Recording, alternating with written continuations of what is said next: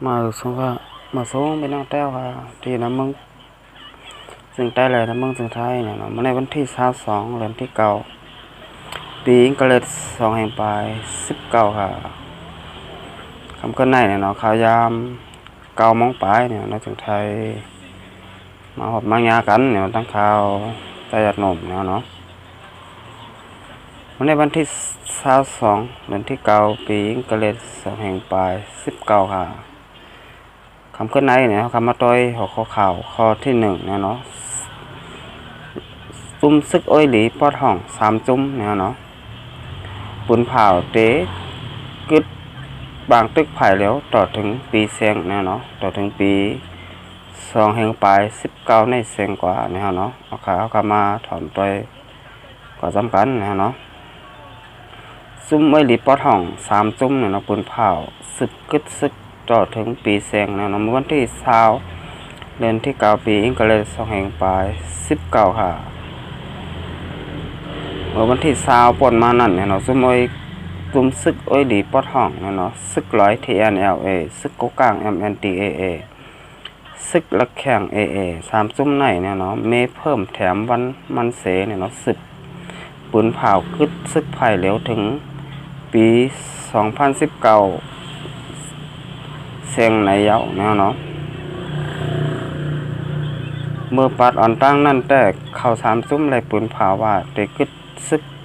ต่อถึงวันที่8เดือนที่10ปี2แห่งปลาย19ในเสโปรแกรมในแต่อะไรขึ้นเพิ่มข่าวยามมันแทงต่อถึงวันที่31เดือนที่9ปีอังกฤษ2แห่งปลาย19ในเย้าเนี่ยเนาะยังอันเพิ่มวันกึดซึกในแต่เป็นปุนตาจางอบกันได้ง่ายต้อง2ฝ่ายในเย้าเนาะก้อยกาฝ่ายซึกมันเขาไล่ปืนเผากึดลือลองต้อง1การซึกในเติงซึกหาเติงนั่นแต่ก็มีต่อถึงวันที่21เดือนที่9ปี2แห่งปลาย19ในก้อยเนี่ยเนาะออกข่าก็ซึกมานเขาประกาศกึดซึกไผ่เร็วแน่ๆเนี่ยเนาะต่อถึงวันที่21เนี่ยเนาะก็ป่นมายาวเนี่ยเนาะก็ต่อถึงมือว่าวันเสาร์นำในวันอาทิตย์เนี่ยเนาะในวันที่22เนี่ยเนาะก็ป่นมา1วันยาวเนี่ยเนาะโอเค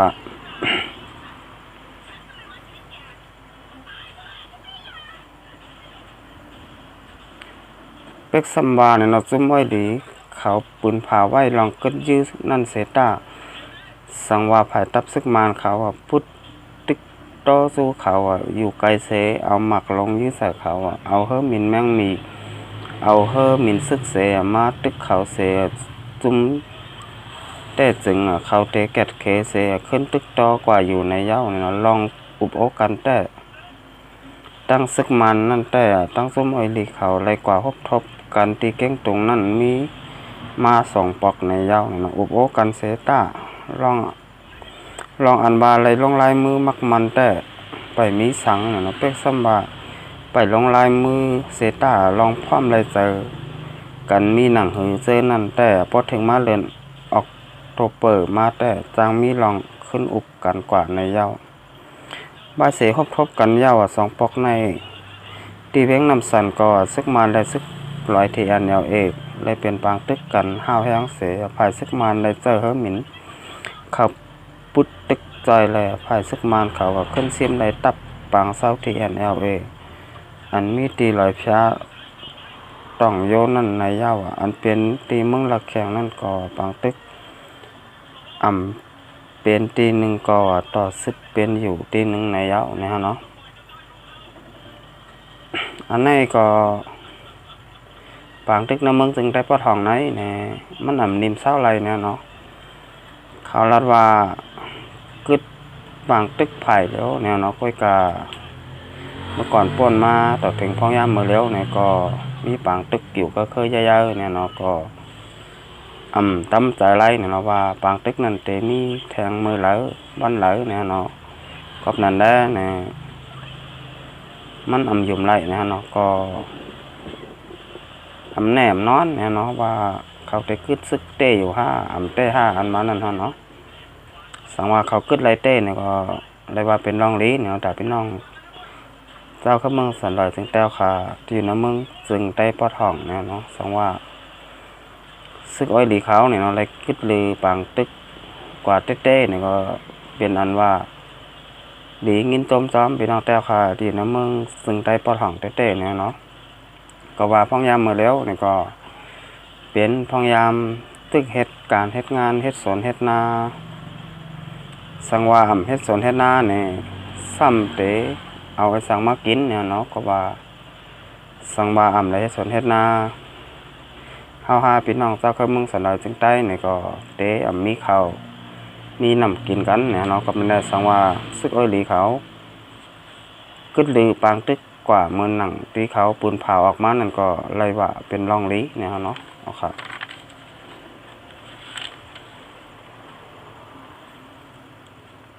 กับในเขาคำมาโดยหัวข้อข่าวที่2เนี่ยเนาะในเมื่อวันที่21เนี่ยเนาะเมื่อวานเนี่ยเนาะวันที่9 2 19เนี่ยเนาะลุ่มจอมจึงลาดว่าจุ้มลงลายมือ NCA 2จุ้มและซุปเปอร์ท่อง2จุ้มเตะห้างหมักแตกตีเนปิโตเนี่ยเนาะอยู่ที่จุ้ม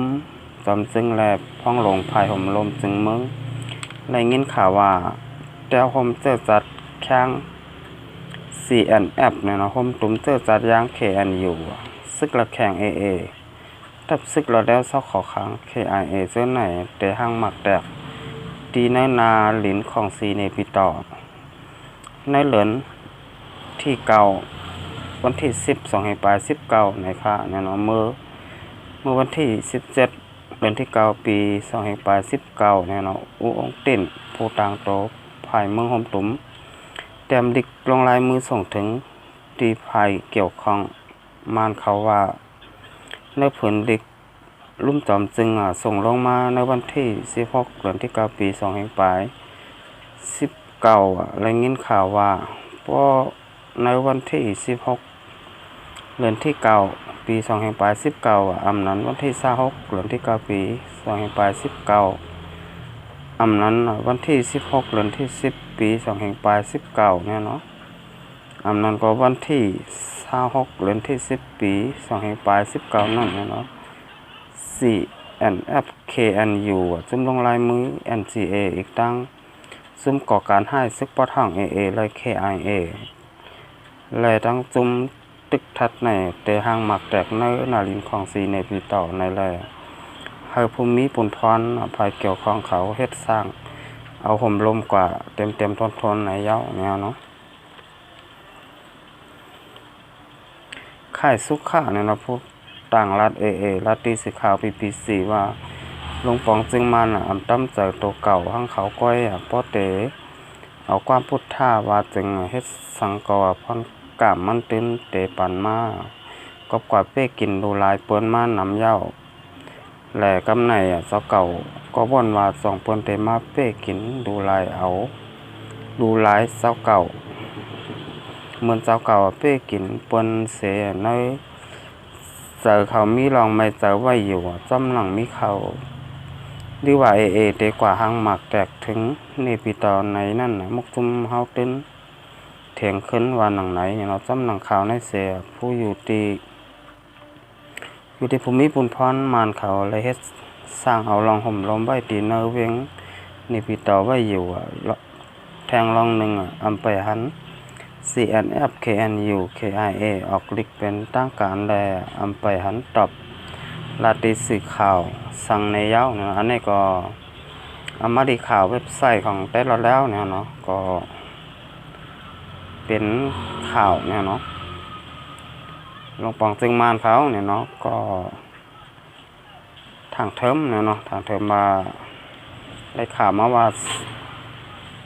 ซึกอ้อยหลีปอท่อง2จุ้มเนี่ยเนาะตั้งซึกลงลายมือ NCA 2จุ้มเนี่ยเนาะว่าเตกว่าหางหมากตีเมืองเนปิดอเนี่ยเนาะอันนี้ก็เป็นข่าวลือเนี่ยเนาะเตหือเตหือนั่นก็หูไหลเนี่ยเนาะเอาค่ะนี่ก็ข่าวมาตีเว็บไซต์ของแต่เราแล้วเนี่ยเนาะเอาค่ะก็แม่เข้ามาโดยหัวข้อข่าวข้อที่3เนี่ยเนาะเมื่อวันที่21เดือนที่9ปี2019ค่ะ บุคคลเมืองเหยียบงาหมักเนี่ยเนาะ TNLA เต็กเซอร์คนเมืองเฮ็ดข่าวพักส่งถึงตับเขาในวงบางในซึกปลัง TNLA ก็ต้องหนึ่งในเอิงก่อนสลัมเจเวงเมืองออกเจตอนเกี่ยวกับเมเซมีลองหางหมักจอมหิมหอมบานคนเมืองแหล่โบคนเมืองในพื้นที่หลายกว่าเหยียบงามหมักเหยียบ TNLA ตายทั้งตีในยาวเนี่ยเนาะเมื่อวันที่17 เดือนที่9ปียิ่งเกล็ด2019เนี่ยเนาะลุง3กองวันต้นซานเลยปล่อยวุบมันออกกว่าหากินเยอะตีไผ่นอกวันเสเนาะโวลุง3กองตัวหนึ่งอะไรกว่าเหยียบง่ามหมักเหยียบซึก TNLA อันห่างกลางไว้ตีไผ่นอกวันต้นซานได้ไรเต้ง่ามหมักจากหมักตายทั้งตีองตีนั่นกำเดียวเนี่ยเนาะคนเมืองละปุ่นตีก็1 ลาดในว่าในวงบางในซึกลอย TNLA ก็ต้องเหนือหิมหอมวันต้นซานวันไก่ต่อวันกองเต้งเนี่ยเนาะเอิงก่อนสลัมเนี่ยเนาะเสเวียงเมืองงอเสมีลองหังกลางหมักไว้ซ้ำไผ่นอกวานอีกตั้งใส่ก้นเมือง3 วันในเฮ็ดข้าวพักซ้ำหนังเขาเคยกินเสส่งถึงองตีข่าวปักตับนั่นค่ะเมื่อวันที่19 เดือนที่9ปีอังกฤษ2019ในก่อคนเมืองตึกไรเฮ็ดข่าวพักเสส่งปันเทียนเออยู่คาเนี่ยลองเลยส่งจากข่าวพักข่าวไหนข่าวค่ำข่าววันเนี่ยเนาะนั้นอยู่ที่ข่าวลาดมาก้อยเนาะลองโบลง3 กล้องเหยียบง่าหมักที่TNLAเสสั่งรายการสายแต้นขึ้นตีTNLAนั่นเป็นไรหู้จ้ำไหนคะเนี่ยเนาะอันนี้ก็เป็นข่าวเนี่ยเนาะได้แล้วออกไว้เหมือนกันเนี่ยเนาะเมื่อวันที่17ป่นมาอย่างเนี่ยเนาะอันนี้ก็เป็นข่าว TNLA เนี่ยเนาะซึกร้อย TNLA เขาในห้างหมักไว้จอมในบ้านนอกบ้านเนี่ยเนาะก็ไม่ลุงก็เป็นลุง3 กล้องเนี่ยเนาะก็ปล่อยโบมันออกกว่าหากินเยอะกินยาเนี่ยเนาะก็กะโบมันตัวหนึ่งเนี่ยเนาะกว่าเหยียบงาหมากกันTNLA เขาเนี่ยเนาะกลางไว้เลยไล่ตายกว่าทางตีกำเดียวเนี่ยกำนันได้ลุง3 กล้องเนี่ยก็ไล่ซุ่มโบกว่า1 โตเนี่ยเนาะก็กะไผ่ TNLA เขาเนี่ยเตสายแต้นปั่นเงินขึ้นอยู่สายแต้นหื้อเนี่ยนั่นก็ไปไล่หูข่าวสังเนี่ยเนาะกับนั่นแหละเดี๋ยวนั้นดีหลูเตะเนี่ยเนาะตั้งโบแลตั้งเจ้าของมันเนี่ยเนาะเป็นจะเล็กข้อขมจ้อมเนี่ยเนาะก็ว่าโบเนี่ยก็หูลองหูเล่าสังเนี่ยเนาะก็ไล่ตายกว่าเนี่ยเนาะก้อนเป็นเจ้าของเนี่ยก็เตะไล่ลูกซุ่มโบกว่าเนี่ยเนาะกับนั่นแหละเปลี่ยนอันดีหลูเตะเนี่ยเนาะตั้งเจ้าของโบแลตั้งโบตีไล่ตายกว่าเนี่ยเนาะเอาค่ะอันนี้ก็เป็นข่าวนะวันมาไหนเนี่ยเนาะทางว่าเป็นน้องแต้วเขาเนี่ยแล้วก็เขามาตัวคลิปข่าววิดีโอได้หนุ่มแล้วเนี่ยก็อ่านกันเนี่ยเนาะกดไลค์กดแชร์กดติดตามปันน้ำเนี่ยเนาะพอเด็ดเป็นแห้งใจเนี่ยปันข่าวได้หนุ่มเนี่ยเนาะแล้วก็ไล่เฮ็ดคลิปออกมาแทงตั้งน้ำเนี่ยเนาะค่ะก็กำลังสุดเนี่ยก็ยันผักถึงเนี่ยพี่น้องแต้วค่ะที่เหนือน้ำมึงถึงไทยเลยน้ำมึงถึงไทยให้เลยอยู่ด้วยกินบ้านเนี่ยเนาะให้การให้ขันยาวมาสูงอะไรมีเงินมีคำกันกูก็กูก้อนเนี่ยเนาะมาส่งก็